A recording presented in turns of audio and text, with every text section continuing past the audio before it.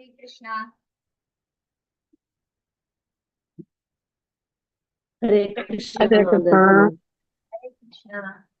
Om Jnanam Pratyānānaṁ Shilākaya Tasmai Shri Gurave Namaha. Shri Chaitanya-Manobhishtam Sthapitam Bhutale Swayam Rupakatamahyam Dadāti Swapadantikam Vandeham Shri Guru Shri Tapatakamanam Shri Guru Vaishnavamscha Shri Rupam Sagarajadam Saganarikunadanvitam Tam Sajivam Sadvaitam Savadutam Parjana Sahitam Krishna Chaitanya Devam Shri Radha Krishna Pada Sankana Lalita Shri Vishakhanvidamsam Namo Vishnupadaya Krishna Prishthaya Bhutale Srimate Bhaktivedanta Swami Namine Namaste Saraswate Deve Gauravani Pracharine Nirvishesha Shunyavadi Paschatya Deshatarine Vanchakalpadrupasya Kripasindhubheva Paditana Pavanebhyo Vaishnavebhyo Namo Namaha. He Krishna Karuna Sindhu Dinabandhu Jagatpade Gopesha Gopika Kanda Radha Kanchana Kavanishade Vrindavane Shri Vishakhan Sudevi Pranamami Haripriya Jai Shri Krishna Chaitanya Prabhu Nityananda Shri Advaita Gadadhara Shri Vasadi Gaura Bhakta Vrinda Hare Krishna Krishna Krishna Hare Hare Hare Rama Rama Rama Hare Hare Hare Krishna Shri Shada Gunnan Bhagavad Gita level 2 ക്ലാസ്സിലേക്ക് എല്ലാ ഭക്തന്മാർക്കും സ്വാഗതം. ഹരേ കൃഷ്ണ. അപ്പൊ നമ്മൾ 13ാമത്തെ അധ്യായം continue ചെയ്യാണ്. ഇന്നലെ class എടുക്കാൻ പറ്റിയില്ല, സോറി. 13ാമത്തെ അധ്യായത്തിൽ നമ്മൾ എന്താണ് പഠിക്കുന്നത്? എന്താ അധ്യായത്തിന്റെ പേര്? പ്രകൃതി പുരുഷൻ ക്ഷേത്രജ്ഞൻ. അപ്പോൾ നമ്മൾ ഇതിനെ കുറിച്ചൊക്കെ എന്തായിരുന്നു അർജുനൻ ആദ്യം തന്നെ ചോദിച്ചത്? എന്തൊക്കെ അറിയാനായിരുന്നു ചോദിച്ചത്? പ്രകൃതി, പുരുഷൻ, ക്ഷേത്രം, ക്ഷേത്രജ്ഞൻ, ജ്ഞാനം, ജ്ഞാനത്തിന് വിഷയീഭവിക്കുന്നത്, ഇവയൊക്കെ അറിയാൻ ആഗ്രഹിച്ചു. അതെ. അപ്പൊ അതിനുള്ള ഉത്തരങ്ങളൊക്കെ ഭഗവാൻ ഓരോന്നോരോന്നായി പറഞ്ഞു തന്നുകൊണ്ടിരിക്കുകയാണ് അല്ലെ. കഴിഞ്ഞ ക്ലാസ്സിൽ നമ്മൾ എന്തൊക്കെയാ പറഞ്ഞത്? ഇപ്പോ ഏതൊക്കെ പറഞ്ഞു? നമ്മള് പ്രകൃതി എന്താന്ന് പറഞ്ഞു അല്ലെ. എന്താണ് പ്രകൃതി? നമ്മുടെ കർമ്മക്ഷേത്രം അല്ലെ. എന്താണ് ക്ഷേത്രം? ഇതൊക്കെ നമ്മൾ പഠിച്ചില്ലേ? പ്രകൃതി, പുരുഷൻ, ക്ഷേത്രം, ക്ഷേത്രജ്ഞൻ,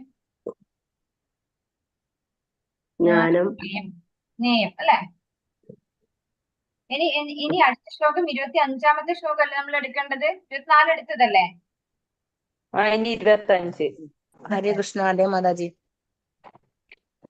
ധ്യാനേനാത്മനി പശ്യന്തി കേചിദാത്മാനമാത്മനാ അന്യേ സാംഖ്യേന യോഗേന കർമ്മയോഗേന ചാപരേ.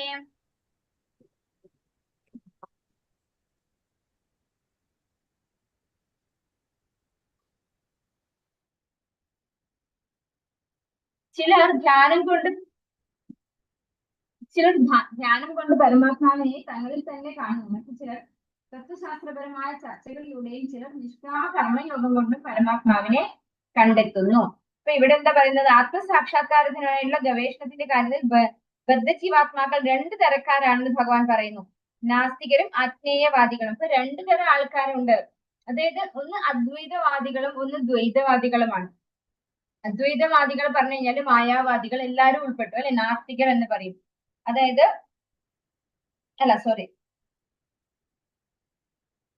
അദ്വൈത സിദ്ധാന്തം സ്ഥാപിക്കാൻ നാസ്തികരുടെയും ആത്മീയവാദികളുടെയും കൂട്ടത്തിലാണ് ഉൾപ്പെടുത്തേണ്ടത്. അതായത് അദ്വൈത സിദ്ധാന്തം, ദ്വൈതം ഇല്ലാത്തത് എന്നാണ് അർത്ഥം. അദ്വൈതം എന്ന് പറഞ്ഞാൽ ഒന്നേ ഉള്ളൂ, ഭഗവാൻ എന്ന് പറഞ്ഞാൽ ഒന്നേ ഉള്ളൂ. അപ്പൊ ആത്മാവും പരമാത്മാവും രണ്ടും ഒന്നാണെന്ന് പറയുന്നതിനെയാണ് അദ്വൈതവാദം എന്ന് പറയുന്നത്. അപ്പൊ അത് നാസ്തികരുടെ കൂട്ടത്തിലാണ് ഉൾപ്പെടുത്തുന്നത്. എന്തുകൊണ്ടാണ്?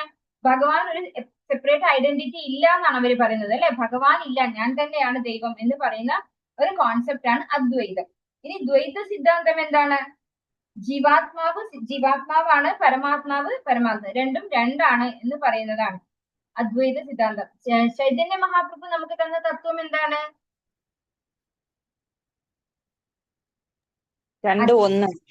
അചിന്യ ഭേദ അഭേദ തത്വം. അങ്ങനെയാണ്. അതായത് 2 ഒന്നല്ല, എന്നാൽ 2 ഒന്നല്ലേ ചോദിച്ചാണ്. അതായത് ഗുണത്തില് നമ്മൾ 2 ഒന്നാണ്. അതായത് ഭഗവാനും ജീവാത്മാവും ഗുണത്തിൽ. എന്തുകൊണ്ടാണ് ഗുണത്തിൽ ഒന്ന്? നമ്മൾ എക്സാമ്പിൾ പറഞ്ഞു. ഒരു വലിയൊരു സമുദ്രത്തിൽ നിറയെ വെള്ളം ഉണ്ടാവും അല്ലെ. അത് നമ്മൾ കയ്യിലെടുത്തു കഴിഞ്ഞാൽ അതിന്റെ ക്വാളിറ്റി എന്താണ്? സെയിം ആയിരിക്കും അല്ലെ. കാരണം ഭഗവാൻ നിന്ന് വന്നതാണ് എല്ലാം. അപ്പോ ഗുണത്തിലെല്ലാം ഒരുപോലെയാണെങ്കിലും അളവിലെല്ലാം വ്യത്യാസമാണ്. ഭഗവാൻ വിഭുവാണ്, നമ്മൾ അണുവാണ്. അതാണ് ആ വ്യത്യാസം. അതുകൊണ്ടാണ് നമുക്ക് കാണാൻ കുറച്ച് പേര് നല്ല എന്താ പറയാ, നല്ല സൗന്ദര്യമുള്ളവരുണ്ടാവും, വളരെ അട്രാക്റ്റീവ് ആയിട്ട് അല്ലെ. പിന്നെ പല ഭഗവാൻ 6 ഐശ്വര്യങ്ങൾ ചേർന്നതാണ് ഭഗവാന്റെ ആ മീനിങ്, ഭഗവാൻ എന്ന വാക്കിന്റെ മീനിങ് എന്ന് നമ്മൾ പഠിച്ചിട്ടുണ്ട്.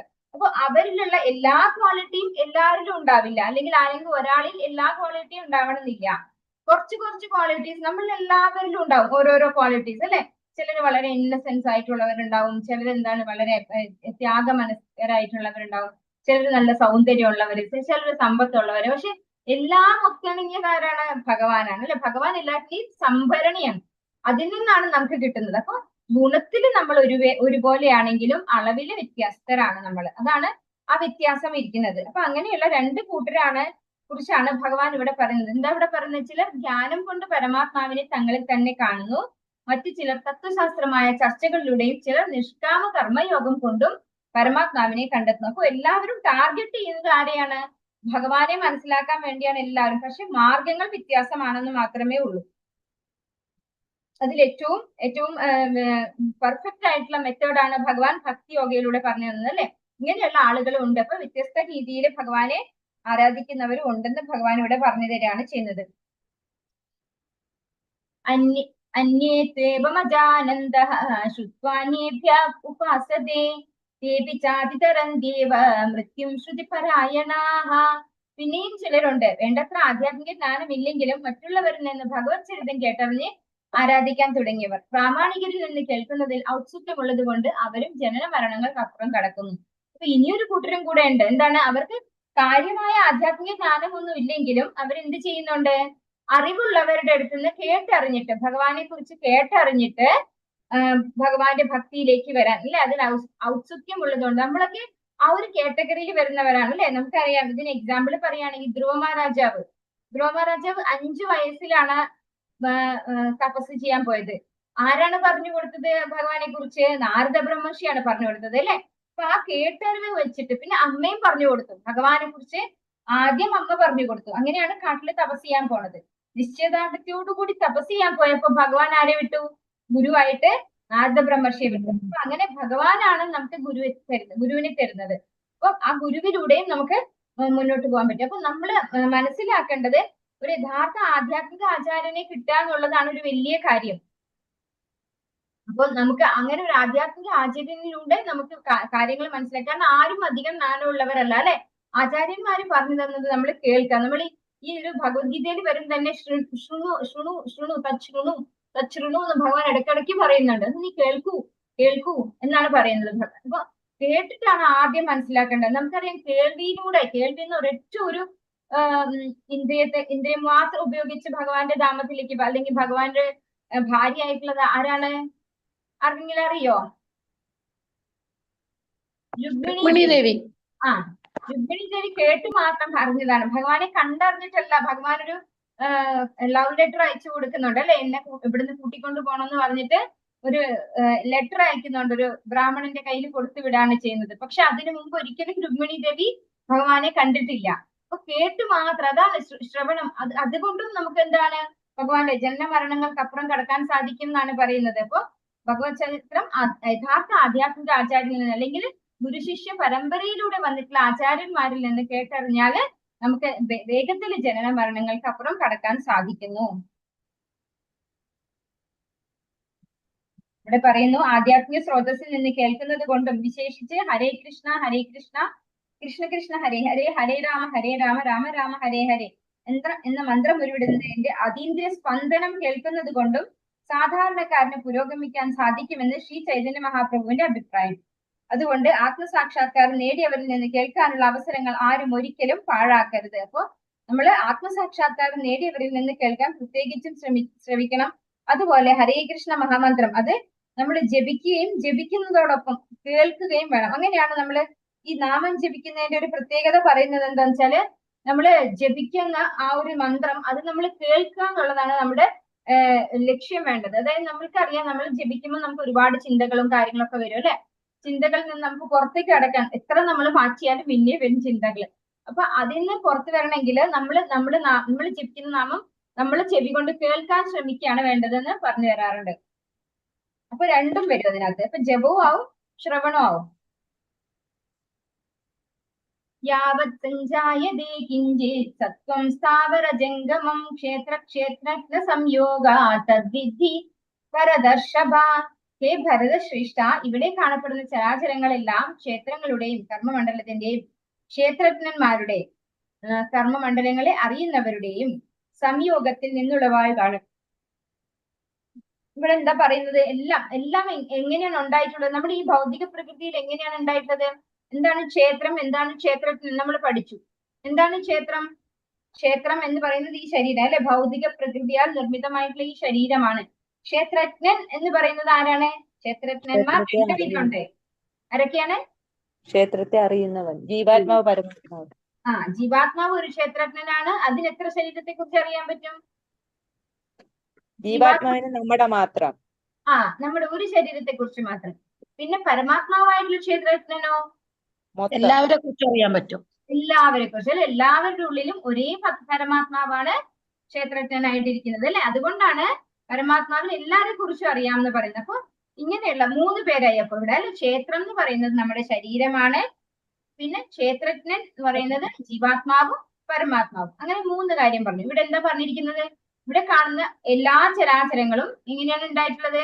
ക്ഷേത്രങ്ങളുടെയും ക്ഷേത്രജ്ഞന്മാരുടെയും സംയോഗത്തിൽ നിന്നുള്ളതായിട്ടുള്ളതാണ്. അപ്പൊ പ്രകൃതിയും പുരുഷനും, പ്രകൃതിയുടെ പുരുഷന്റെയും സംയോഗം അല്ലെ. പുരുഷൻ എന്ന് പറഞ്ഞു കഴിഞ്ഞാൽ ആരാണ്?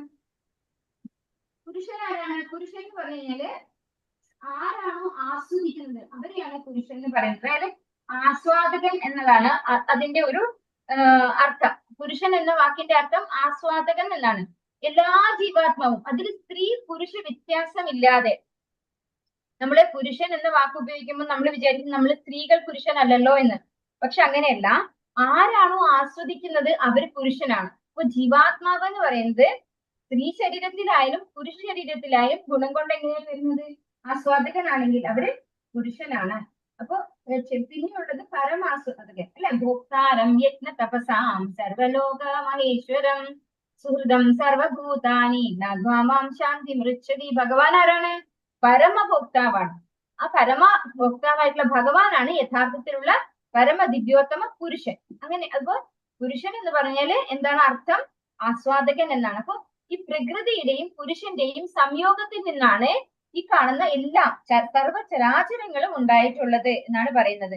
ഇവിടെ പറയുന്നു ശിലപ്രഭുപാദര്, ജീവസത്തയുടെ സമ്പർക്കത്താലല്ലാതെ ഒന്നിനും വളരാനാവില്ല. പ്രകൃതിയും പദാർത്ഥവുമായുള്ള ബന്ധം എന്നും തുടർന്നു പോരുന്നു. ഭഗവത് പ്രേരിതമാണ് ഈ സമ്പർക്കം. അധമ ഉത്തമ പ്രകൃതികളുടെ നിയന്താവും ഭഗവാൻ തന്നെ. ഭഗവത് സൃഷ്ടമാണ് ഭൗതിക പ്രകൃതി. ശ്രേഷ്ഠ പ്രകൃതിയുമായി അതിന് സമ്പർക്കം ഉണ്ടാകുമ്പോൾ സകല കർമ്മങ്ങളും ഉരുത്തിരിഞ്ഞു വരുന്നു. അപ്പൊ ഇവിടെ എന്താ പറഞ്ഞു തരുന്നത്?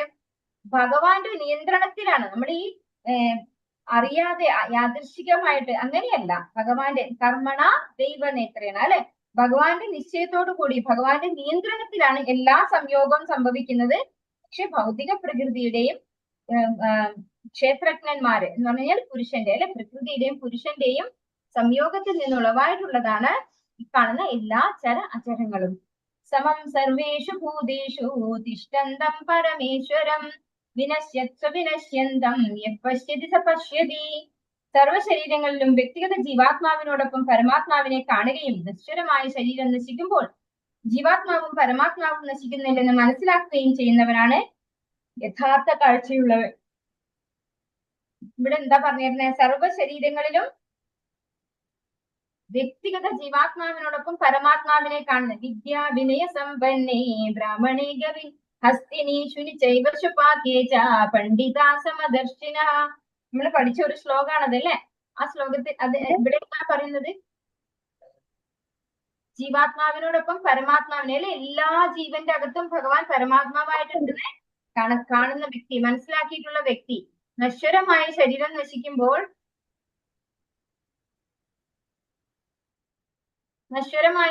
നശിക്കുമ്പോൾ ജീവാത്മാവും പരമാത്മാവും നശിക്കുന്നില്ലെന്ന് മനസ്സിലാക്കുന്നയാൾ. അപ്പൊ ഇത് നമ്മൾ എവിടെ പഠിച്ചിട്ടുണ്ട്? 2-ാമത്തെ അധ്യായത്തിൽ പഠിച്ചിട്ടുണ്ട് അല്ലെ.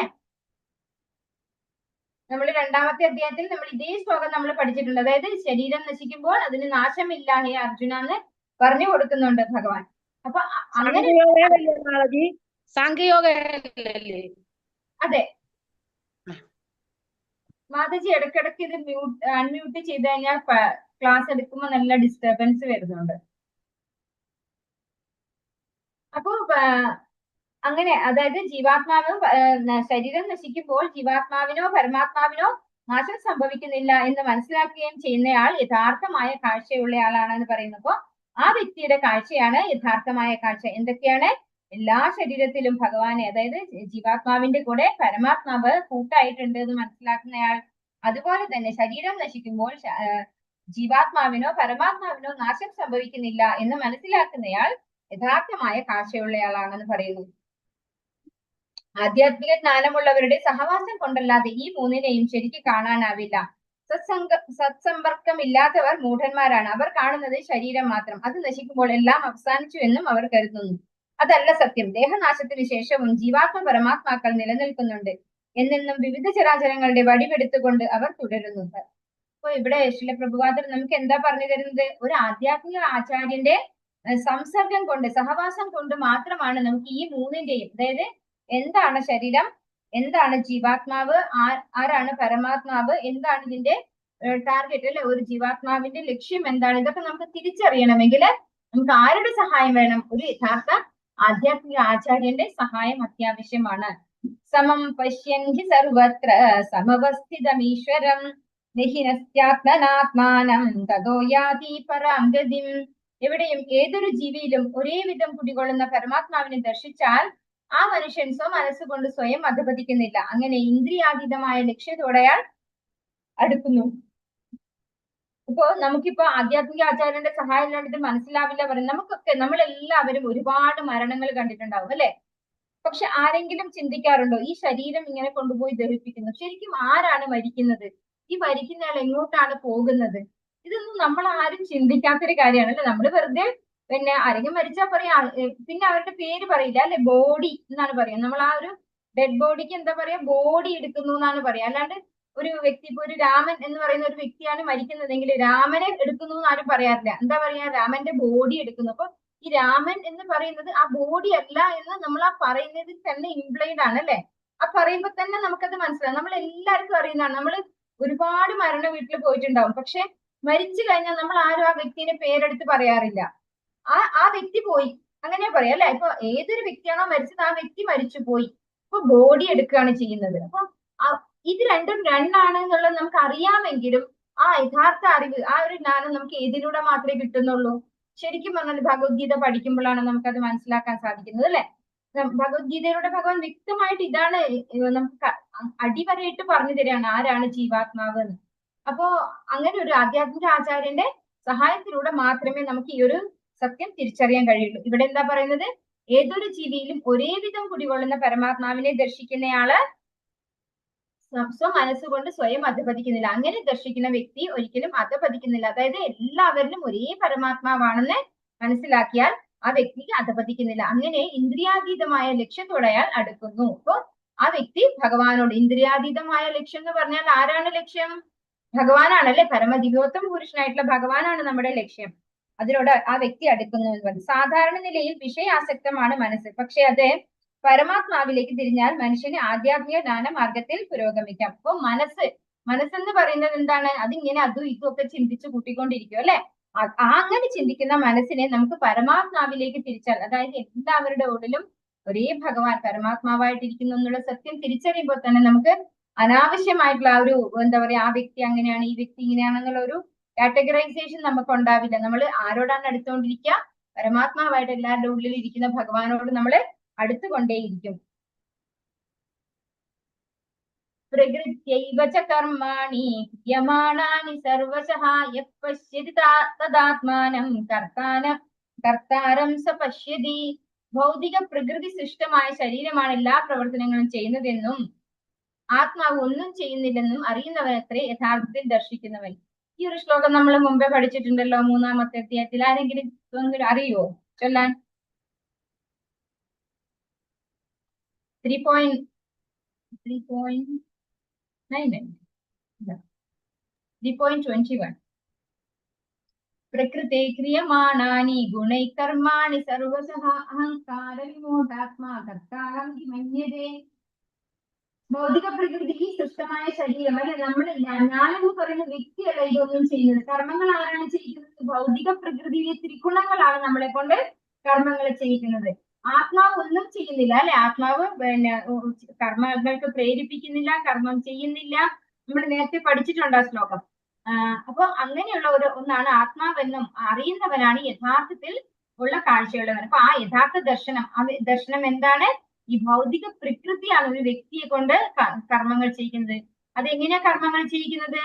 കാമയേഷ, ക്രോധയേഷ, രജോഗുണസമുദ്ഭവ അല്ലെ. നമ്മുടെ ഏത് ഗുണത്തിലാണോ ഉള്ളത്, നമ്മുടെ ആഗ്രഹങ്ങൾക്ക് അനുസരിച്ച്, ഈ ഭൗതിക പ്രകൃതിയുടെ ഗുണത്തിനനുസരിച്ച് നമ്മള് കർമ്മം ചെയ്യുന്നു.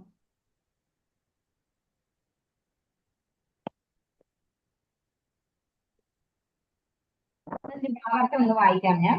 പരമാത്മാവിന്റെ നിർദ്ദേശപ്രകാരം ഭൗതിക പ്രകൃതി നിർമ്മിച്ചതാണ് ശരീരം. അതിനെ സംബന്ധിച്ച പ്രവർത്തനങ്ങളൊന്നും ആരുടെയും വരുതിയിലല്ല താനും. ഒരാൾ ചെയ്യുന്നത് എന്തും അത് സുഖത്തിനായാലും ദുഃഖത്തിനായാലും ശരി ചെയ്യാൻ ശരീരഘടന അയാളെ നിർബന്ധിക്കുകയാണ്.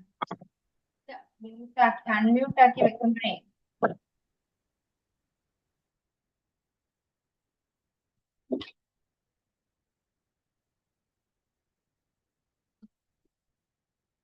ആത്മാവാകട്ടെ ഈ ശാരീരിക പ്രവർത്തനങ്ങൾക്കെല്ലാം അതീതനത്രേ. മുൻ ജന്മങ്ങളിൽ എല്ലാം ഉള്ള ആഗ്രഹങ്ങളെ മുൻനിർത്തി ലഭിച്ചതാണ് ഈ ശരീരം.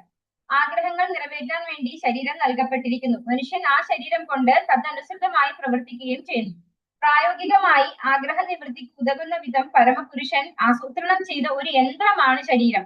ആഗ്രഹങ്ങൾ കാരണമാണ് ദുഃഖിക്കാനോ സുഖിക്കാനോ ഇടവരുന്നത്. മനുഷ്യന് ദുർഘട സ്ഥിതികളെ നേരിടേണ്ടി വരുന്നതും അതുകൊണ്ട് തന്നെ. ജീവസത്തയെ കുറിച്ച് ഇങ്ങനെ ഒരു ആധ്യാത്മിക ദർശനം വളർത്തിയെടുക്കുന്നവർ ശാരീരിക പ്രവർത്തനങ്ങളിൽ നിസ്സംഗരായി തീരും. ആ വിധം ഒരു കാഴ്ചപ്പാടുള്ളവൻ യഥാർത്ഥമായി കാണുന്നു. അപ്പോ നമ്മുടെ ആഗ്രഹങ്ങളും നമ്മുടെ കർമ്മങ്ങളും അതിനനുസരിച്ചാണ് നമുക്ക് നമ്മുടെ ലൈഫ് സെറ്റ് ആയിട്ടുള്ളത് അല്ലെ. നമ്മുടെ പൂർവ്വജന്മ കർമ്മങ്ങൾക്കനുസരിച്ചാണ് നമ്മുടെ ജീവിതത്തിൽ സുഖവും ദുഃഖവും മാറി മാറി വന്നുകൊണ്ടിരിക്കുന്നത്. അത് മനസ്സിലാക്കുന്നയാൾ, അങ്ങനെ ഒരു കാഴ്ചയുള്ളയാൾക്ക് യഥാർത്ഥമായ കാഴ്ചയുണ്ട് എന്ന് പറയുന്നു. യഥാ ഭൂതപൃഥഗ്ഭാവം ഏകസ്തമനുപശ്യതി തത ഏവ ച വിസ്താരം ബ്രഹ്മസമ്പദ്യതേ തഥാ. വിവേകശാലിയായ ഒരു മനുഷ്യൻ ഭൗതിക ശരീരങ്ങളുടെ അടിസ്ഥാനത്തിൽ വിവിധ വ്യക്തിഭാവങ്ങളെ കാണുന്നത് നിർത്തുകയും ജീവജാലങ്ങളുടെ ആവിർഭാവങ്ങൾ എങ്ങനെയെന്ന് കാണുകയും ചെയ്യുമ്പോൾ അയാൾ ബ്രഹ്മധാരണയിലെത്തുന്നു. അപ്പൊ എങ്ങനെയാണ് ആ വ്യക്തി ബ്രഹ്മധാരണയിലെത്തുന്നത്? ഭൗതിക ശരീരങ്ങളുടെ അടിസ്ഥാനത്തിൽ വിവിധ വ്യക്തിഭാവങ്ങളെ കാണുന്നത് നിർത്തുക അല്ലെ. നമ്മള് ഓരോ ശരീരം കൊടുത്തിട്ട് ആ വ്യക്തി ഇന്നയാളാണ്, ആ വ്യക്തി ഇന്നയാളാണ്, അയാൾ ഇങ്ങനെ പറഞ്ഞു, അയാൾ അങ്ങനെ പറഞ്ഞു അല്ലെ, അയാൾ തെറ്റായ പ്രവൃത്തിയാണ് ചെയ്യുന്നത്. നമ്മൾ ഓരോരുത്തരെയും അനലൈസ് ചെയ്യും അല്ലെ. അങ്ങനെ വിവിധ, അതായത് ശരീരത്തിന്റെ അടിസ്ഥാനത്തിൽ വ്യക്തികളെ കാണുന്നത് നിർത്തുകയും ജീവജാലങ്ങളുടെ ആവിർഭാവങ്ങൾ എങ്ങനെയെന്ന് കാണുകയും ചെയ്യുമ്പോൾ എങ്ങനെയാണ് ഈ വ്യത്യസ്ത ശരീരത്തില് വ്യത്യസ്ത സ്വഭാവത്തിൽ ഓരോ വ്യക്തികളും ഉണ്ടാകുന്നത് അല്ലെ, എന്തുകൊണ്ടാണ് ഈ വൈവിധ്യം, അത് മനസ്സിലാക്കുമ്പോൾ, അങ്ങനെ ഒരു സത്യം തിരിച്ചറിയുമ്പോൾ ആ വ്യക്തി ബ്രഹ്മധാരണയിൽ എത്തുന്നു. അപ്പൊ ആ റിയൽ ട്രൂത്ത് നമ്മൾ അറിഞ്ഞു കഴിഞ്ഞാൽ എന്തുകൊണ്ടാണ് നമ്മൾ ഇങ്ങനെ പല പല ശരീരങ്ങൾ എടുത്തു വന്നിരിക്കുന്നത്, എന്താണ് നമ്മളെ കർമ്മങ്ങൾ എന്താണ്, പൂർവജന്മ കർമ്മങ്ങൾ എന്താണ്, ഈ ജന്മത്തിൽ സുഖവും ദുഃഖവും വരാൻ എന്താണ് കാരണം, ഇതിങ്ങനെ മനസ്സിലാക്കി ഓരോ ജീവജാലങ്ങളും അവർക്ക് സ്വന്തമായിട്ട്, അതായത് ആത്മാവ് എന്ന് പറയുന്നത് എന്താണ്, അത് ഭഗവാനിൽ നിന്ന് വന്നിട്ടുള്ള ഒന്നാണ് അല്ലെ. അതിന്റെ ക്വാളിറ്റി എന്താണ്, ഭഗവാന്റെ അതേ ക്വാളിറ്റി, അതീന്ദ്രിയനാണ് ആത്മാവ്. പക്ഷേ നമ്മളൊരു ശരീരത്തിനകത്ത്, അതായത് ഒരു ഡ്രസ്സിനകത്ത് കയറി ഇരിക്കുമ്പോൾ നമ്മൾ ആ ഡ്രസ്സിലാണ് കാണുന്നത് അല്ലെ. അതുപോലെ നമ്മളൊരു ശരീരത്തിനകത്ത് കയറി ഇരിക്കുമ്പോൾ ആ ശരീരം എന്തുകൊണ്ട് നിർമ്മിച്ചതാണ്? ഭൗതിക പ്രകൃതിയിലെ കമ്പോണൻസ് കൊണ്ട് നിർമ്മിച്ചിട്ടുള്ളതാണ്. അതിന്റെ ഒരു സ്വഭാവം എന്താണ്? ഈ പ്രകൃതിയിലെ ഗുണങ്ങളാൽ അത് നിയന്ത്രിക്കപ്പെടുന്നുള്ളതാണ്. ഭഗവാനെ ആശ്രയിക്കാത്തിടത്തോളം കാലം നമ്മൾ ഈ ഭൗതിക പ്രകൃതിയാണ് നമ്മളെ നിയന്ത്രിക്കുന്നത്. അതുകൊണ്ട് നമ്മൾ പല പല തെറ്റുകൾ ചെയ്യും, ചിലത് ശരിയായിരിക്കും ചെയ്യുക അല്ലെ. അപ്പൊ നമ്മൾ ആ വ്യക്തി തെറ്റ് ചെയ്യുന്നു എന്നല്ല, വ്യക്തിയല്ല നമ്മൾ കാണേണ്ടത്, എന്തുകൊണ്ടാണ് ഇങ്ങനെ വരുന്നത് എന്നുള്ള സത്യം അത് തിരിച്ചറിയുന്ന വ്യക്തി ബ്രഹ്മധാരണയിൽ എത്തുന്നു എന്നിവിടെ പറഞ്ഞു തരുന്നു. ചെറിയ പർക്കോട്ടാണ്, വായിക്കാത്തത്. ജീവികളുടെ നാനാവിധ ശരീരങ്ങൾ ജീവാത്മാക്കളുടെ വിഭിന്നങ്ങളായ ആഗ്രഹങ്ങളിൽ നിന്നുളവാകുന്നുവെന്നും വാസ്തവത്തിൽ ആത്മാവിനെ ബാധിക്കുന്നില്ലെന്നും കാണുന്നവനത്ര യഥാർത്ഥദർശി. ഭൗതികതാ സങ്കല്പ പ്രകാരം ഒരാളെ ദേവനായും മറ്റൊരാളെ മനുഷ്യനായും ഒരു ജീവിയെ നായയായും മറ്റൊന്നിനെ പൂച്ചയായും നമ്മൾ കാണുന്നു. ഭൗതിക വീക്ഷണമാണിത്, ശരിയായ വീക്ഷണമല്ല. ഈ ഭേദഭാവനയ്ക്ക് കാരണം ജീവിതത്തെ കുറിച്ചുള്ള ഭൗതിക സങ്കല്പമാണ്. ഭൗതിക ശരീരത്തിന്റെ നാശത്തിന് ശേഷം ആത്മാവ് മാത്രമേ ഉള്ളൂ. ആത്മാവ് ഭൗതിക പ്രകൃതിയുമായുള്ള സമ്പർക്കത്താൽ പല വിധമുള്ള ശരീരങ്ങൾ കൈക്കൊള്ളുന്നു. ഇത് ദർശിച്ചവനെ ആധ്യാത്മിക വീക്ഷണമുണ്ട്. ഇങ്ങനെ വലുത്, ചെറുത്, മനുഷ്യൻ, മൃഗം എന്നിങ്ങനെയുള്ള ഭേദഭാവങ്ങളിൽ നിന്ന് മുക്തനാവുന്ന ഒരാൾ വിശുദ്ധ പ്രജ്ഞനായി തീരും. തന്റെ ആത്മീയ വ്യക്തിത്വത്തിൽ കൃഷ്ണാവബോധം വളർത്താൻ അയാൾക്ക് കഴിയും. ആ സ്ഥിതിയിൽ കാര്യങ്ങളെ അയാൾ എങ്ങനെ കാണുമെന്ന് അടുത്ത ശ്ലോകത്തിൽ വിവരിക്കുന്നു. അപ്പോ നെക്സ്റ്റ് ശ്ലോകത്തിൽ എങ്ങനെയാണ് ആ വ്യക്തി കാണുന്നത് എന്ന് വിവരിക്കുകയാണ്. അനാദിത്വാ നിർഗുണത്വാ പരമാത്മായം അവ്യയഃ ശരീരസ്ഥോപി കൗന്ദേയ ന കരോതി ന ലിപ്യതേ. ശാശ്വതത്വത്തിന്റെ ദർശനം സിദ്ധിച്ചവർക്കറിയാം അവ്യയനായ ആത്മാവ് ഇന്ദ്രിയാതീതനും സനാതനും പ്രകൃതിയുടെ ഗുണങ്ങൾക്ക് അതീതനുമാണെന്ന്. ഹേ അർജുന, ഈ ശരീരത്തിൽ വാഴുന്നുവെങ്കിലും ആത്മാവ് ഒന്നും ചെയ്യുന്നില്ല, ഒന്നും അതിനെ ബാധിക്കുന്നതുമില്ല.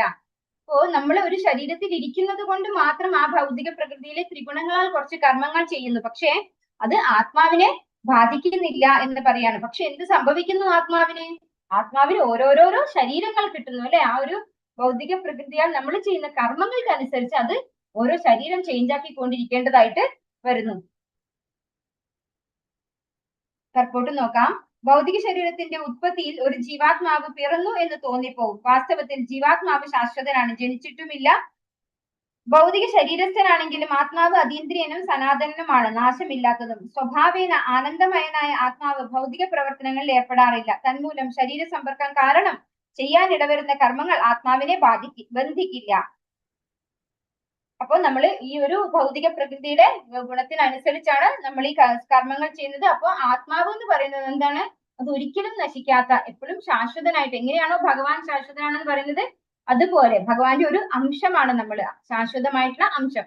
അപ്പൊ നമ്മളും ശാശ്വതരാണ്. ജീവാത്മാവിന്റെ ബേസിൽ നമ്മളും ശാശ്വതരാണ്. ശരീരം എന്താണ്? അത് നശിച്ചു പോകുന്നതാണ്, നശ്വരമാണ് അല്ലെ? അത് നശിക്കുമ്പോൾ ജീവാത്മാവ് എന്താ ചെയ്യുന്നത്? മറ്റൊരു ശരീരത്തിൽ അല്ലെ, നമുക്ക് അർഹമായിട്ടുള്ള മറ്റൊരു ശരീരത്തിലേക്ക് ഷിഫ്റ്റ് ചെയ്യുന്നു. അത് എത്ര വരെ തുടർന്ന് പോയിക്കൊണ്ടിരിക്കും? നമ്മള് ഭഗവാനെ ആശ്രയിച്ച്, ഭഗവാനെ മനസ്സിലാക്കി, ഭഗവാന്റെ സേവനത്തിൽ ഏർപ്പെടുന്നത് വരെ നമുക്ക് മരിച്ചുകൊണ്ടേയിരിക്കണം. യഥാ സർവഗതം സൗക്ഷ്മ്യാത് ആകാശം നോപലിപ്യതേ സർവത്രാവസ്ഥിതോ ദേഹേ തഥാത്മാനോപലിപ്യതേ. ആകാശം സർവവ്യാപിയാണെങ്കിലും അതിന്റെ സൂക്ഷ്മഭാവം മൂലം മറ്റൊന്നിനോടും കൂടിക്കലരുന്നില്ല. അതുപോലെ ബ്രഹ്മഭാവനയിൽ സ്ഥിതി ചെയ്യുന്ന ആത്മാവും ശരീരത്തിൽ ഇരുന്നാലും അതിനോട് ചേരുന്നില്ല. അപ്പൊ അതിന്റെ ഒരു സ്വഭാവത്തെ കുറിച്ചാണ് ഇവിടെ പറയുന്നത്. അതായത് ബ്രഹ്മഭാവം, അതായത് ശാശ്വതനാണ് ജീവാത്മാവെങ്കിലും അത് ഒരു ശരീരത്തിൽ പോയി ഇരിക്കുന്നുണ്ട് അല്ലെ? അപ്പൊ നമ്മൾ ആ ഒരു വ്യക്തിയായിട്ട് തോന്നും, പക്ഷെ അതൊരിക്കലും അതിനോട് കൂടിച്ചേർന്നില്ല. അത് രണ്ടും രണ്ട് തന്നെയാണ്, സെപ്പറേറ്റ് ആണ്. അതാണ് ഇവിടെ പറയുന്നത്. ആത്മാവ് ശരീരത്തിൽ ഇരുന്നാലും അതിനോട് ചേരുന്നില്ല, അതിന് ഒട്ടലൊന്നുമില്ല. എന്താണ് സംഭവിക്കുന്നത്? അത് നശിച്ചു പോകുമ്പോൾ അത് അടുത്ത ശരീരത്തിലേക്ക് പോയിക്കോളും. ഭാഗത്തും വായുവിന് വെള്ളത്തിലും ചെളിയിലും മലത്തിലും എല്ലാം കടന്നുകൂടാം, എങ്കിലും അത് ഒന്നിനോടും കൂടിക്കലരുന്നില്ല. അങ്ങനെ തന്നെ ജീവാത്മാവും വിവിധ ശരീരങ്ങളിൽ ഇരുന്നാലും സൂക്ഷ്മഭാവം മൂലം അവയിൽ നിന്ന് അകന്നു നിൽക്കുന്നു. ഒരു ജീവന് ശരീരത്തോട് എത്രമാത്രം ബന്ധമുണ്ടോ ദേഹനാശത്തിന് ശേഷം എങ്ങനെ വിട്ടുപോകുന്നുവെന്നോ ഭൗതിക ദൃഷ്ടികൾ കൊണ്ട് കണ്ടെത്താൻ കഴിയില്ല, ശാസ്ത്രീയമായി സമർത്ഥിക്കാനും ആർക്കും സാധ്യമല്ല. അപ്പൊ ഒരു ജീവാത്മാവിന് എന്താണ് ഈ ശരീരവുമായിട്ടുള്ള ബന്ധം എന്ന് നമുക്ക് നമ്മുടെ മാംസചക്ഷുസ് കൊണ്ട് അല്ലെ, നമ്മുടെ ഈ ഒരു ഭൗതികമായ ബുദ്ധി കൊണ്ടോ കാഴ്ചശക്തി കൊണ്ടോ നമുക്ക് കാണാനോ മനസ്സിലാക്കാനോ സാധിക്കില്ല എന്നാണ് ഇവിടുന്ന് പറഞ്ഞു തരുന്നത്. യഥാ പ്രകാശയത്യേകഃ കൃഷ്ണം ലോകമിമം രവിഃ ക്ഷേത്രം ക്ഷേത്രീ തഥാ കൃഷ്ണം പ്രകാശയതി ഭാരത. ഭാരതപുത്ര, സൂര്യൻ വിശ്വത്തിലെങ്ങും വെളിച്ചം പരത്തുന്നത് പോലെ ജീവാത്മാവ് ശരീരത്തിൽ ഇരുന്നു കൊണ്ട് അതിനെ അവബോധത്താൽ പ്രകാശമാനമാക്കുന്നു. അപ്പൊ എന്താണ് ഒരു ജീവാത്മാവ് ചെയ്യുന്നത്? നമ്മുടെ ശരീരം മുഴുവനും പ്രകാശമാനമാക്കുകയാണ് ചെയ്യുന്നത്. ഏതുപോലെ? സൂര്യൻ എങ്ങനെയാണോ ഒരിടത്തിരുന്ന് പ്രകാശിച്ചിട്ട് എല്ലായിടത്തും പ്രകാശം വിതറുന്നത്, അതുപോലെ ജീവാത്മാവ് എവിടെയിരിക്കുന്നത്? ജീവാത്മാവ്? ഹരേ കൃഷ്ണ. ശരീരത്തില് എവിടെയാണ്? മനസ്സിലാണ്, ഹൃദയത്തിലാണ് അല്ലെ? ഹൃദയം, അതെ അതെ. ഹൃദയത്തില്. എന്താണ് അതിന്റെ സൈസ്? എന്താണ്? ഒരു തലമുടിയുടെ തലനാരിഴയുടെ 10,000-ത്തിലൊരംശം. അതായത് ഒരു മുടിയിഴയുടെ അറ്റത്തിന്റെ 10,000-ത്തിലൊരംശമാണ് ആത്മാവിന്റെ സൈസ്. പക്ഷെ അവിടെ ഇരുന്നു കൊണ്ട് അത് എന്താ ചെയ്യുന്നത്? എങ്ങനെയാണോ സൂര്യൻ അല്ലെ കിഴക്ക് ഉദിക്കുന്ന പോലെ ഉദിച്ചു കഴിഞ്ഞാൽ എന്താണ് എല്ലായിടത്തും നമ്മളിപ്പോ ഒരു ലൊക്കാലിറ്റിയിൽ മാത്രമാണോ അത് പ്രകാശം വരുന്നത് അല്ലെ? എല്ലായിടത്തും അത് പ്രകാശം പരത്തുന്നുണ്ട്. അതുപോലെ ജീവാത്മാവ് ഹൃദയത്തിലാണ് ഇരിക്കുന്നതെങ്കിലും അത് ശരീരം മുഴുവനും എങ്ങനെയായിട്ട് നമുക്ക് പ്രകാശമാനമാക്കുന്നു? അവബോധത്താൽ അല്ലെ? അതാണ് നമ്മൾ പറയുന്നത് കൃഷ്ണ അവബോധം എന്നാണ് നമ്മൾ പറയുന്നത് അല്ലെ? കൃഷ്ണാവബോധം. അത് എന്താണ്? അവബോധം എന്ന് പറയുന്നത് എന്താണ്? ജീവാത്മാവിന്റെ ക്വാളിറ്റിയാണ്. അതിൽ നമ്മൾ കൃഷ്ണനെ ഇൻസേർട്ട് ചെയ്ത് കഴിഞ്ഞാൽ എന്താണ്? ശരീരം മുഴുവൻ കൃഷ്ണ അവബോധമായിട്ടത് വരും അല്ലെ? ഭഗവാനോടുള്ള ആ ഒരു ഭക്തി അല്ലെങ്കിൽ പ്രേമഭക്തി അത് എല്ലാം ശരീരം മുഴുവൻ അത് വ്യാപിപ്പിക്കും. ആര്? ജീവാത്മാവ്. അപ്പൊ അത് അവബോധത്താൽ പ്രകാശമാനമാക്കുന്നു നമ്മുടെ ശരീരം മുഴുവനും എന്നാണ് പറയുന്നത്. ഹൃദയത്തിലാണ് ഇരിക്കുന്നതെങ്കിലും ശരീരം മുഴുവൻ അത് പ്രകാശമാനമാക്കുന്നു. ക്ഷേത്രജ്ഞയോരേവം അന്തരം ജ്ഞാനചക്ഷുഷാ ഭൂതപ്രകൃതി മോക്ഷം ച യേ വിദുര്യാന്തി തേ പരം.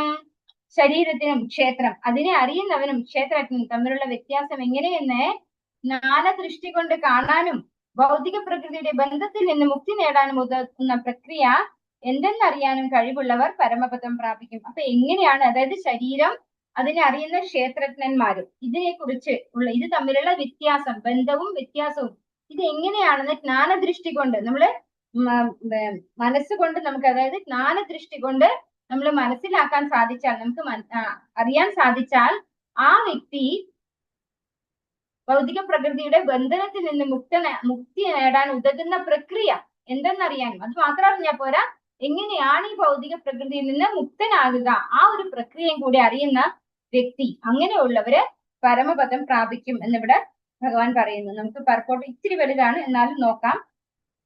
ശരീരവും അതിന്റെ ഉടമയായ ജീവാത്മാവും പരമാത്മാവും തമ്മിലുള്ള വ്യത്യാസം എന്തെന്ന് വിശദീകരിക്കുകയാണ് ഈ അധ്യായത്തിന്റെ ഉദ്ദേശം. 8 മുതൽ 12 വരെയുള്ള ശ്ലോകങ്ങളിൽ വ്യക്തമാക്കപ്പെടുന്ന മുക്തി പ്രക്രിയ ശരിയാവണ്ണം മനസ്സിലാക്കുകയാണെങ്കിൽ നമുക്ക് പരമലക്ഷ്യത്തിലേക്ക് നീങ്ങുവാൻ സാധിക്കും. ഈശ്വരനെ പറ്റി കേൾക്കാനും അങ്ങനെ ക്രമേണ ജ്ഞാനം നേടാനും അവസരം നൽകുന്ന സത്സംഗമാണ് വിശ്വാസമുള്ള മനുഷ്യന്റെ പ്രാഥമിക ആവശ്യം. അപ്പോ എന്താണ് നമ്മുടെ ഏറ്റവും അത്യാവശ്യമുള്ളത്? ഈശ്വരനെ പറ്റി കേൾക്കാനും അങ്ങനെ ക്രമേണ ജ്ഞാനം നേടാനും. ഭഗവാനെ കുറിച്ച് കേൾക്കണം. ശ്രവണം എന്ന ഒരു സേവനമാണ് നമ്മൾ ചെയ്യേണ്ടത്. അതായത് കാതുകൊണ്ട് ചെയ്യേണ്ട ഒരു സേവനമാണ് ശ്രവണം അല്ലെ?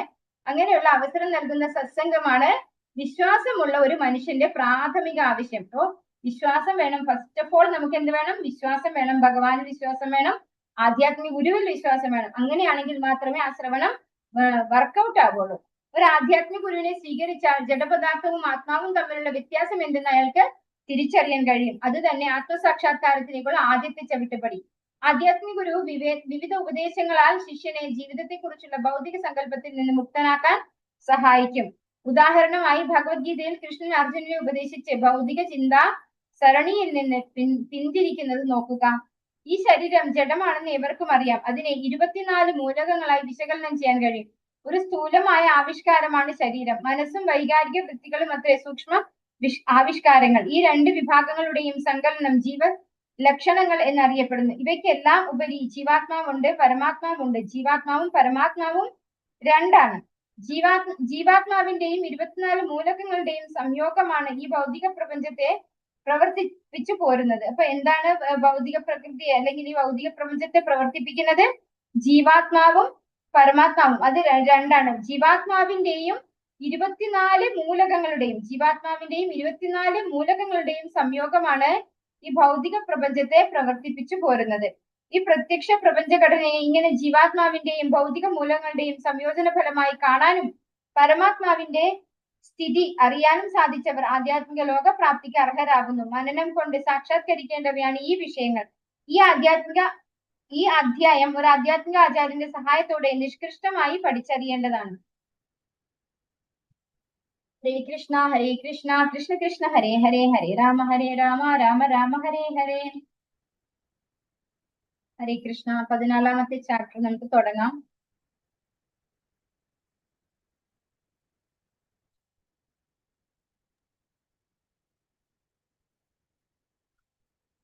ഇതിലെ ക്വസ്റ്റ്യൻ, ത്രിഗുണങ്ങളുടെ യജമാനൻ ആരാണ്?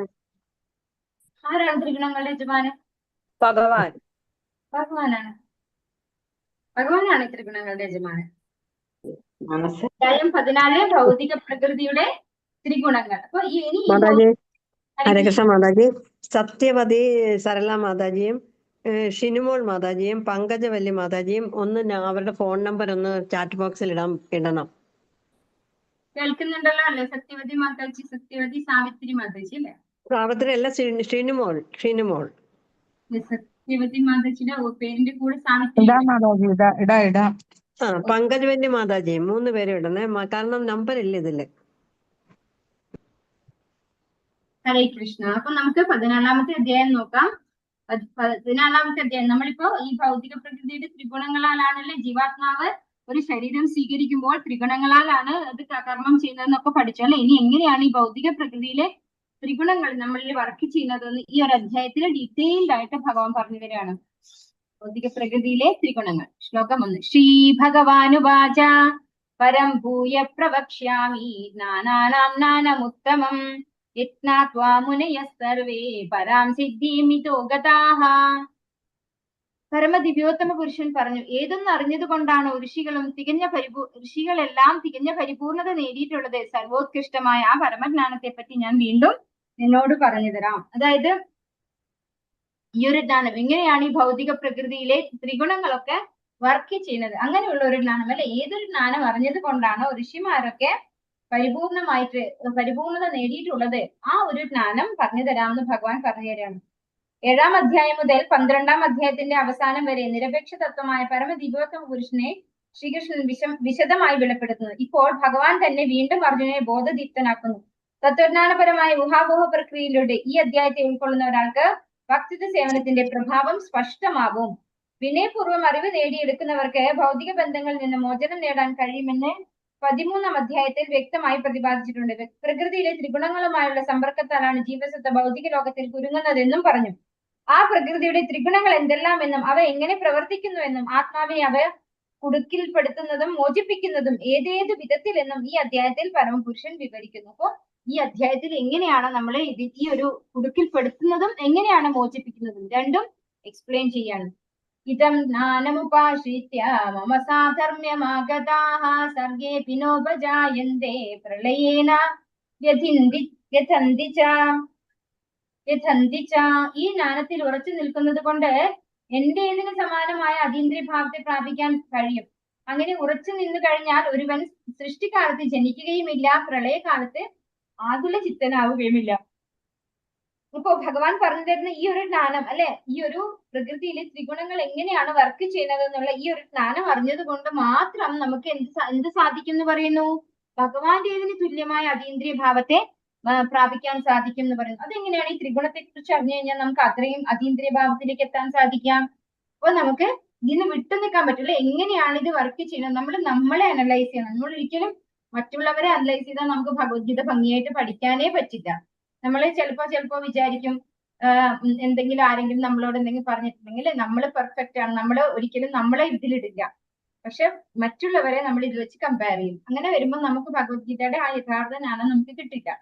അപ്പോ ഈ ഒരു ജ്ഞാനം നമ്മൾ എന്തിനാണ് മനസ്സിലാക്കുന്നത്? നമ്മളെ അനലൈസ് ചെയ്യാനാണ് നമ്മൾ ഇത് മനസ്സിലാക്കുന്നത്. അപ്പൊ നമ്മൾ ഏത് ഗുണത്തിലാണ് ഉള്ളത്? സത്യ, രജസ്, തമസ്, ഇങ്ങനെയുള്ള 3 ഗുണങ്ങളുണ്ട്. ഇത് എങ്ങനെയാണ് വർക്ക് ചെയ്യുന്നതിന്റെ ഭഗവാൻ പറഞ്ഞു തരുന്നത്. അപ്പൊ നമുക്ക് നമ്മുടെ പ്രവൃത്തികൾ അനലൈസ് ചെയ്യാനും അതിനെ കറക്റ്റ് ചെയ്തിട്ട് ത്രിഗുണങ്ങളുടെ അതീതമായിട്ടുള്ള വാസുദേവ അവസ്ഥയിലേക്ക് മാറാനും നമുക്ക് ഷിഫ്റ്റ് ചെയ്യാനും സാധിക്കും.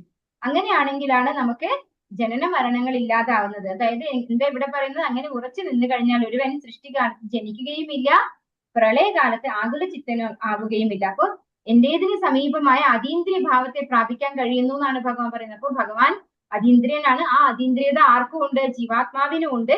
ഈ ജീവാത്മാവ് ഒരു ശരീരം സ്വീകരിക്കുമ്പോൾ ആ ശരീരം ഏത് ഗുണത്തിലാണോ അതിനനുസരിച്ചാണ് കർമ്മം വരുന്നതെന്ന് മനസ്സിലാക്കി കഴിഞ്ഞാൽ നമുക്ക് എങ്ങനെയാണോ അതിന്റെ പിടിയിൽ നിന്ന് മുക്തനാവാൻ സാധിക്കുക? ഭഗവാൻ 7ാമത്തെ അധ്യായത്തിൽ പറയുന്നു, ദേവി ഹേഷാ ഗുണമയി മമ മായാ ദുരത്യയാ മാമേ വയേ പ്രപദ്യന്തേ മായാമേ താം തരന്തി തേ. അല്ലെ, ഭഗവാനെ ആശ്രയിക്കുന്നവരാണ്. ഭഗവാന്റെ അത് ഏതുപോലെ എന്ന് ചോദിച്ചു കഴിഞ്ഞാൽ ഒരു പട്ടിയുടെ ഉടമ, ഒരു പട്ടി ഉണ്ട് ആ വ്യക്തിക്ക്. ആ പട്ടി എന്താണ്? അറിവില്ലാത്ത ആൾക്കാർ വന്നു കഴിഞ്ഞാൽ എന്താണ് ആ പട്ടി ചെയ്യാം? അത് ആ വ്യക്തിയുടെ നേരെ കുറച്ച് കടിക്കാൻ പോകും അല്ലെ.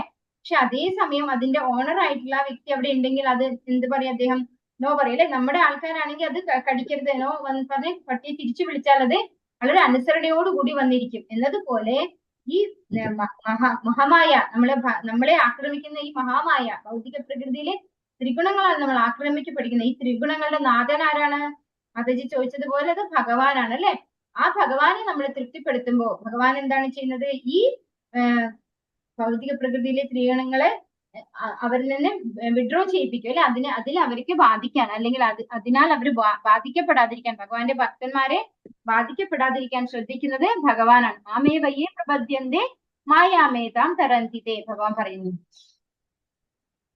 മമ യോനിർമഹദ് ബ്രഹ്മ തസ്മിൻ ഗർഭം ദദാമ്യഹം സംഭവ സർവഭൂതാനാം തതോ ഭവതി ഭാരത.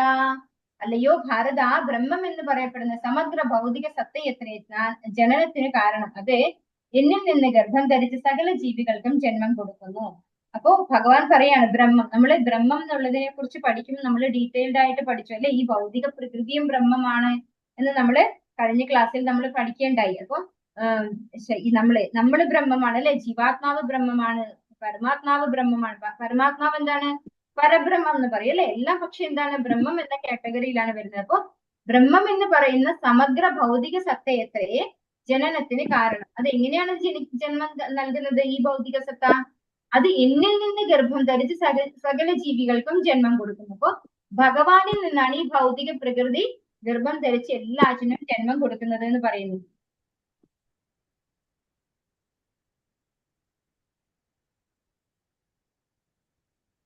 കർക്കോട്ട് ഞാൻ വായിക്കാം. ലോകത്തിന്റെ ഒരു വിവരണമാണിത്. ക്ഷേത്രജ്ഞരുടെ അഥവാ ശരീരത്തിന്റെയും ജീവാത്മാവിന്റെയും സംയോഗത്താലാണ് പ്രവൃത്തികൾ നടക്കുന്നത്. ഭൗതിക പ്രകൃതിയും ജീവസത്തയുമായുള്ള സംയോഗം സാധ്യമാക്കുന്നത് സർവേശ്വരൻ തന്നെയാണ്. മഹത്തത്വമാണ് സമഗ്ര വിശ്വാവിഷ്കാരത്തിന്റെയും കാരണം. പ്രകൃതിയുടെ ത്രിഗുണങ്ങൾ അടങ്ങിയ സമഗ്ര ഭൗതിക തത്വത്തെ ചിലപ്പോൾ ബ്രഹ്മം എന്ന് വിളിക്കാറുണ്ട്. പരമപുരുഷൻ സമഗ്ര ഭൗതിക തത്വത്തെ പൂരിതമാക്കുകയും അങ്ങനെ എണ്ണമറ്റ വിശ്വങ്ങൾ ഉണ്ടാവുകയും ചെയ്യുന്നു. മഹത്തത്വം എന്ന ഈ ഭൗതിക സത്തയെ വൈദിക സാഹിത്യങ്ങൾ ബ്രഹ്മൻ എന്നാണ് വിവരിക്കുന്നത്. തസ്മാത് ഏതത് ബ്രഹ്മനാമരൂപം അന്നം ച ജായതേ. മുണ്ടകോപനിഷത്ത് 1:19. പരമപുരുഷൻ ബ്രഹ്മത്തെ ജീവസത്തകളുടെ ബീജങ്ങളാൽ പൂരിതമാക്കുന്നു. ഭൂമി, ജലം, അഗ്നി, വായു മുതലായ 24 മൂലകങ്ങളും ഭൗതിക ശക്തി മാത്രമാണ്. അവ മഹത്തായ ബ്രഹ്മത്തിന്റെ ഭൗതിക പ്രകൃതിയുടെ ഘടകങ്ങളാണ്. 7-ാം അധ്യായത്തിൽ പ്രസ്താവിച്ചതുപോലെ ഇവയ്ക്ക് അതീതമായ ജീവസത്ത എന്ന മറ്റൊരു ഉത്കൃഷ്ട പ്രകൃതിയുണ്ട്. ഈ ഉത്തമ പ്രകൃതി പരമദിവ്യോത്തമ പുരുഷന്റെ ഇച്ഛയാൽ ഭൗതിക പ്രകൃതിയുമായി സമ്പർക്കം പുലർത്തുകയും അങ്ങനെ ജീവജാലങ്ങളെല്ലാം ഭൗതിക പ്രകൃതിയിൽ ഉളവാകുകയും ചെയ്യുന്നു. അരിക്കുംഭാരത്തിൽ തേൾ മുട്ടയിടാറുണ്ട്. ചിലർ കരുതും ആ അരിയിൽ നിന്നാണ് തേളുകൾ പിറക്കുന്നതെന്ന്. അത് വാസ്തവമല്ല.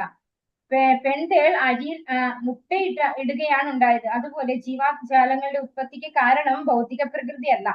ഭൗതിക പ്രകൃതിയുടെ സൃഷ്ടികൾ എന്ന മട്ടിൽ പുറത്തു വരുന്നുവെങ്കിലും അവയ്ക്ക് ബീജപ്രദാനം ചെയ്തത് ഭഗവാൻ തന്നെ. എല്ലാ ജീവികൾക്കും തങ്ങളുടെ പൂർവ്വകർമ്മങ്ങൾക്ക് അനുയോജ്യമാം വണ്ണം സുഖമോ ദുഃഖമോ അനുഭവിക്കാൻ വേണ്ടി ഭൗതിക പ്രകൃതി സൃഷ്ടിക്കുന്ന വ്യത്യസ്ത ശരീരങ്ങളെ സ്വീകരിക്കേണ്ടി വരും. ഈ ഭൗതിക ലോകത്തിലെ സകല ജീവസത്തകളുടെ ആവിർഭാവത്തിനും കാരണം ഭഗവാൻ തന്നെ. അപ്പൊ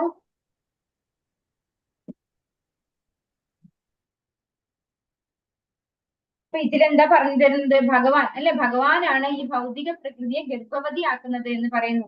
അതുപോലെ ഇവിടെ വേറൊരു വേർഡ് കൂടെ യൂസ് ചെയ്തിട്ടുണ്ട്. എന്താണ്? മഹത്തത്വമാണ്.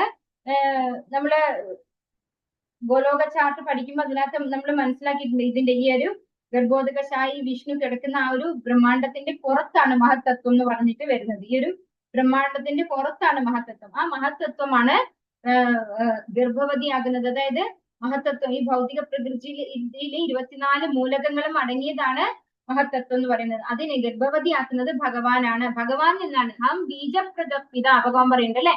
ഭഗവാനാണതിൽ ബീജം നിക്ഷേപിക്കുന്നത്. ആ ബീജം അപ്പൊ നമ്മള് 3-ാമത്തെ അധ്യായത്തിൽ മനസ്സിലാക്കിയിട്ടുള്ളത് എങ്ങനെയാണ് ആ ഒരു പ്രോസസ്സ് നടക്കുന്നത് എന്ന്. അതായത് ഈ ഭൗതിക പ്രകൃതിയിൽ മഴയിലൂടെ ജലത്തിലൂടെയാണ് ഈ ബീജം ഭഗവാൻ നിക്ഷേപിക്കുന്നത്. ഈ പ്രകൃതിയിൽ ബീജം നിക്ഷേപിക്കുന്നത് അത് ചെടികളായിട്ട് കിളിർത്ത് വരും അല്ലെ. അതിലുള്ള കായും ഫലങ്ങളും ഒക്കെ വരും. ആ ഇത് കഴിക്കുമ്പോ അതാത് ബീജങ്ങളിലെ ഓരോ ജീവാത്മാവും എങ്ങനെ എന്താ പറയാ ഈ ഭൂമിയിൽ ഉടലെടുക്കുന്നു. ഓരോ ജീവനും ജനിക്കുന്നത് ആ ബീജം, അങ്ങനെയാണ് ആ ബീജം ഓരോ വ്യക്തിയിൽ ഒരു പുരുഷന്റെ ശുക്ലത്തിൽ നിക്ഷേപിക്കുകയാണ് ഭഗവാൻ ചെയ്യുന്നത്. ഏതിലൂടെയാണ്? ഭഗവാനാണ് എല്ലാവർക്കും ബീജദാതാവായിട്ടുള്ള പിതാവ്. സർവയോനിഷു കൗന്ദേയ മൂർത്തയ സംഭവന്തിയാഃ താസാം ബ്രഹ്മ മഹദ്യോനിഃ അഹം ബീജപ്രദ പിതാ. ഹേ കുന്തിപുത്ര, നാനാ രൂപേണയുള്ള ജീവിവർഗങ്ങൾക്കെല്ലാം ഈ ഭൗതിക പ്രകൃതിയിൽ ജന്മമെടുക്കാൻ അവസരം നൽകിയത് ഞാനാണ്. അവയുടെ ബീജപ്രദാതാവായ പിതാവും ഞാൻ തന്നെ എന്നറിയണം. അപ്പോ വ്യക്തമായിട്ട് ഭഗവാൻ പറയാണ്, ഈ ശ്ലോകം എല്ലാവർക്കും പഠിച്ചു വെക്കാവുന്നതാണ്. നമുക്ക് നമ്മുടെ അച്ഛന്റെ പേര്, ഞാൻ ഇന്ന് അച്ഛന്റെ മകളാണ് അല്ലെങ്കിൽ മകനാണെന്ന് പറയുമ്പോൾ ഭയങ്കര പ്രൗഡ് ആയിരിക്കും അല്ലെ? പക്ഷെ നമ്മൾ ആരുടെ മക്കളാണ് ശരിക്കും? നമ്മൾ യഥാർത്ഥത്തിലുള്ള നമ്മുടെ അച്ഛൻ അല്ലെ, നമ്മുടെ ഭഗവാന്റെ മക്കളാണ്. ഭഗവാൻ കൃത്യമായി പറയുന്നു, സർവയോനിഷു കൗന്ദേയ മൂർത്തയ സംഭവന്തിയാഃ താസാം ബ്രഹ്മ മഹദ്യോനിഃ അഹം ബീജപ്രദ പിതാ. ഭഗവാൻ തന്നെയാണ് ബീജദാതാവായിട്ടുള്ള പിതാവ്. അപ്പോ പറയുന്നു നാനാ രൂപേണയുള്ള ജീവങ്ങൾ. അപ്പോ മനുഷ്യന് മാത്രമല്ല, ദേവന്മാർക്ക് മാത്രമല്ല അല്ലെ, എല്ലാ രൂപത്തിലുള്ള ജീവിവർഗങ്ങൾക്കും ഈ ഭൗതിക പ്രകൃതിയിൽ ജന്മമെടുക്കാൻ അവസരം നൽകിയിട്ടുള്ളത് ഭഗവാനാണ്. ബീജദാതാവായിട്ടുള്ള പിതാവ് ഭഗവാനാണ്. ശ്രീകൃഷ്ണ ഭഗവാനാണ് ജീവസത്തുക്കൾക്കെല്ലാം ആദ്യ പിതാവെന്ന് ഈ ശ്ലോകം സ്പഷ്ടമാക്കുന്നുണ്ട്. ഭൗതികവും ആത്മീയവുമായ പ്രകൃതികളുടെ സംയോഗമാണ് ജീവസത്തുക്കൾ. അങ്ങനെയുള്ള ജീവസത്തുക്കൾ ഭൂലോകത്തിൽ മാത്രമല്ല, ബ്രഹ്മാവ് വാഴുന്ന സമുദ്ര ഗ്രഹത്തിൽ പോലും കാണപ്പെടുന്നു. ഭൂമിക്കുള്ളിലും വെള്ളത്തിലും അഗ്നിയിൽ പോലും ജീവികളുണ്ട്. എല്ലായിടത്തും ജീവസത്തകളുണ്ട്. പ്രകൃതി മാതാവിന്റെ ശക്തിയുടെയും കൃഷ്ണന്റെ ബീജാവാപ പ്രക്രിയയുടെയും ഫലങ്ങളാണ് ഈ ആവിർഭാവങ്ങൾ മുഴുവൻ. സൃഷ്ടിയുടെ ആരംഭത്തിൽ പൂർവ കർമ്മ അനുസൃതമായി ഭിന്ന രൂപങ്ങളിൽ പിറവിയെടുക്കുന്ന ജീവസത്തകളാൽ ഭൂരിതമാണ് ഭൗതിക ലോകം എന്ന് സാരം. അപ്പൊ നമ്മൾ എങ്ങനെയാണ് ജന്മം എടുക്കുന്നത്? നമ്മുടെ പൂർവജന്മ കർമ്മങ്ങൾക്ക് അനുസരിച്ചാണ് നമ്മൾ ജന്മം എടുക്കുന്നത്.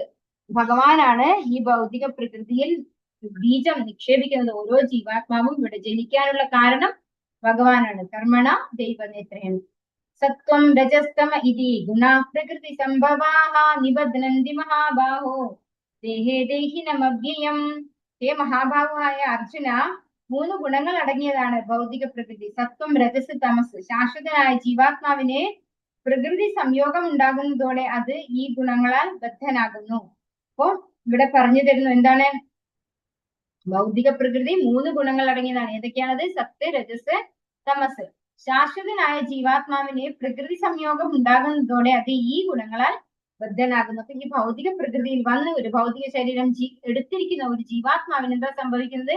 ഈ പ്രകൃതിയുമായി സംയോഗത്തിലായി അതിന്റെ, അതായത് ത്രിഗുണങ്ങൾ അല്ലെ, ഈ ത്രിഗുണങ്ങളിൽ ഏതെങ്കിലും ഒരു ഗുണം നമ്മുടെ കൂടെ ഉണ്ടാവും. ചിലപ്പോ 2 ഗുണങ്ങൾ ഒന്നിച്ച് ചേർത്തിട്ടും ഉണ്ടാവും, കോമ്പിനേഷൻസും ഉണ്ടാവും.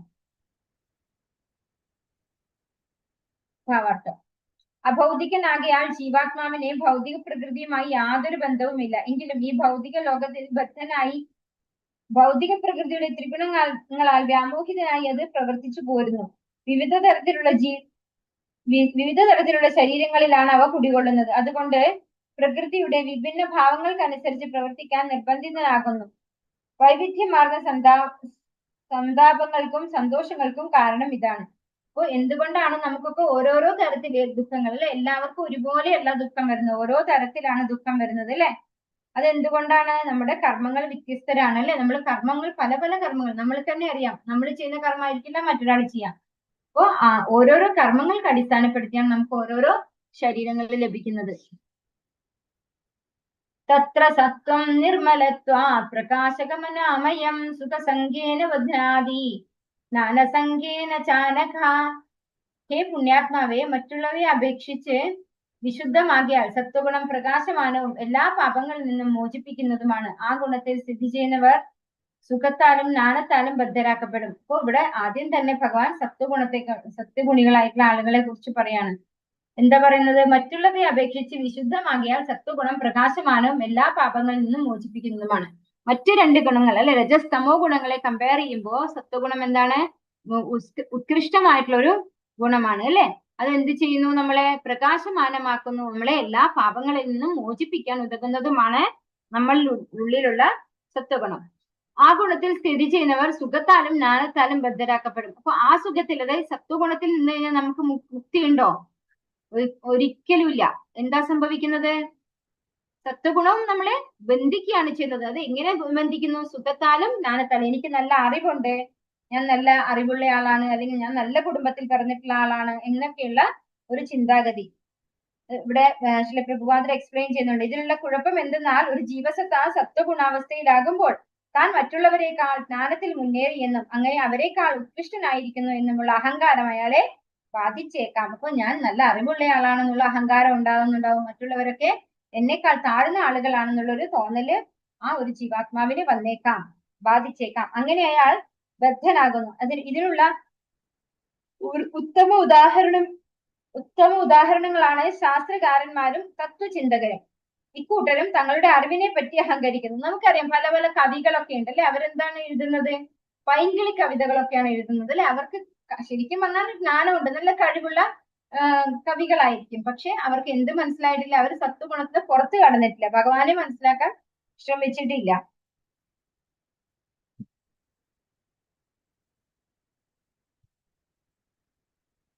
ജീവിത ചുറ്റുപാടുകൾ സ്വാഭാവികമായി മെച്ചപ്പെടുന്നത് കൊണ്ട് ഭൗതികമായി കൂടുതൽ സന്തുഷ്ടരാവുകയും ചെയ്യുന്നു.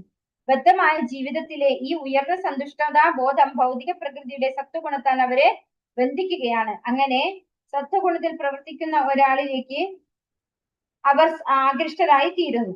അങ്ങനെ പ്രവർത്തിക്കുന്നതിൽ ആകൃഷ്ടരായിരിക്കുന്നിടത്തോളം കാലം എന്തെങ്കിലും വിധത്തിൽ പ്രകൃതി ഗുണാധീനമായ ഒരു ശരീരം അവർക്ക് കൈക്കൊള്ളേണ്ടി വരും. അപ്പോ നമുക്ക് എന്ത് സംഭവിക്കുന്നു? നമ്മൾ സത്വഗുണത്തിലാകുമ്പോൾ സ്വാഭാവികമായി തന്നെ നമ്മളൊരു റിച്ച് ഫാമിലിയിലായിരിക്കും. അവർക്ക് സ്വാഭാവികമായിട്ട് അങ്ങനെയുള്ള കൂട്ടരെന്ന് പറഞ്ഞാൽ നമുക്കിപ്പോ മനസ്സിലാക്കാൻ സാധിക്കുന്നത് അവർക്ക് ക്വാളിഫിക്കേഷൻ ഉള്ള, നമ്മൾ ഭൗതികമായിട്ട് തന്നെ ആയിരിക്കും, ചിലപ്പോൾ PhD ഒക്കെ ഉണ്ടാവും അല്ലെ.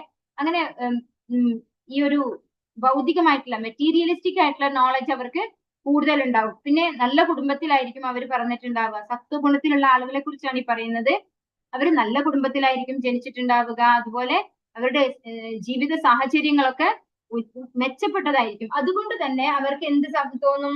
ഞാൻ എല്ലാം കംഫർട്ടബിൾ സോണിലാണല്ലേ, എനിക്കൊരു പ്രശ്നങ്ങളും ഇല്ല, ഞാൻ വളരെ എന്താ പറയാ, ഭഗവാനെ ഒന്നും വിളിക്കേണ്ട ആവശ്യമില്ല, അല്ലാണ്ട് തന്നെ ഞാൻ നല്ല സുഖിയായിട്ടിരിക്കുകയാണ് എന്നുള്ള ഒരു തോന്നലിലാണ് അവരെ ഒട്ടലുണ്ടാക്കിക്കൊണ്ടിരിക്കുക.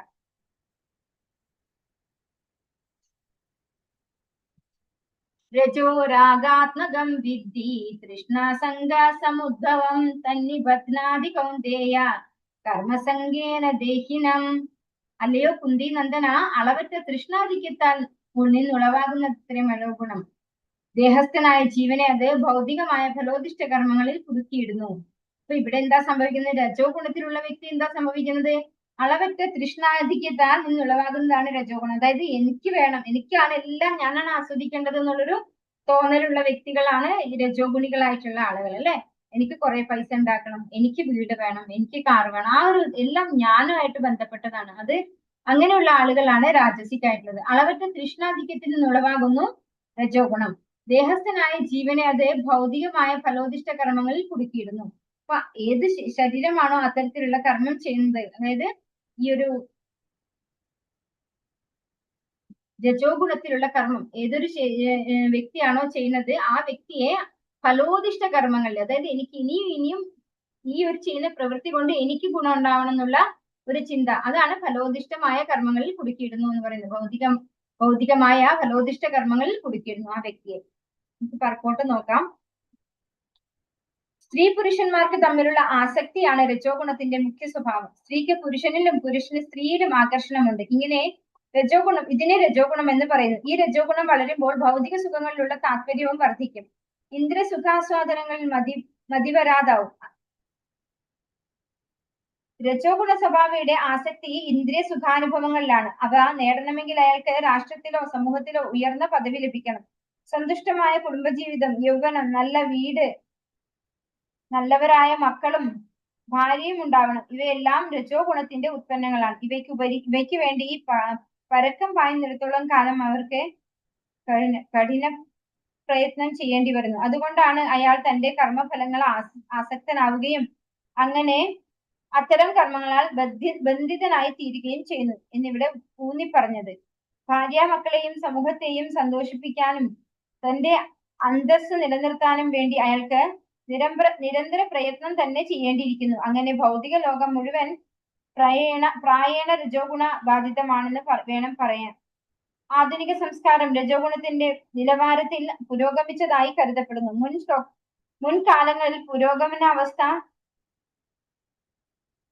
സത്വഗുണത്തിൽ അധിഷ്ഠിതമാണെന്ന് ആണ് കരുതി പോന്നത്. ഉള്ളവർക്ക് പോലും മുക്തി സിദ്ധിക്കുന്നില്ലെങ്കിൽ രജോ ഗുണത്തിൽ കുടുങ്ങിപ്പോയവരുടെ സ്ഥിതിയെ പറ്റി എന്ത് പറയാൻ? അപ്പോ സത്വഗുണത്തിലുള്ളവർക്ക് പോലും എന്ത് കിട്ടുന്നില്ല? മുക്തി കിട്ടുന്നില്ല അല്ലെ? അവർക്ക് പോലും ഈ ഒരു ഭൗതിക ബന്ധനത്തിൽ നിന്ന് മുക്തരാവാൻ സാധിക്കുന്നില്ല. അങ്ങനെയാണെങ്കിൽ പിന്നെ രജോ ഗുണത്തിന്റെ കാര്യം പറയാനുണ്ടോ എന്ന് ചോദിക്കുകയാണ് ഈ ഒരു ശ്ലോകത്തില്. ഹരേ കൃഷ്ണ കൃഷ്ണ കൃഷ്ണ ഹരേ ഹരേ, ഹരേ രാമ രാമ രാമ ഹരേ ഹരേ. വഞ്ചാകൽപതരൂപേശ്ച കൃപാസിന്ധുഭ്യശ്ച പതിതാനാം പാവനേഭ്യോ വൈഷ്ണവേഭ്യോ നമോ നമഃ. अनंत कोटि वैष्णव की जय, श्री प्रभुपाद की जय, गुरु महाराज की जय, निताय गौर प्रेमानंदे, हरि हरि बोल, हरे कृष्ण ഹരേ കൃഷ്ണ മാതാജി. हरे कृष्ण.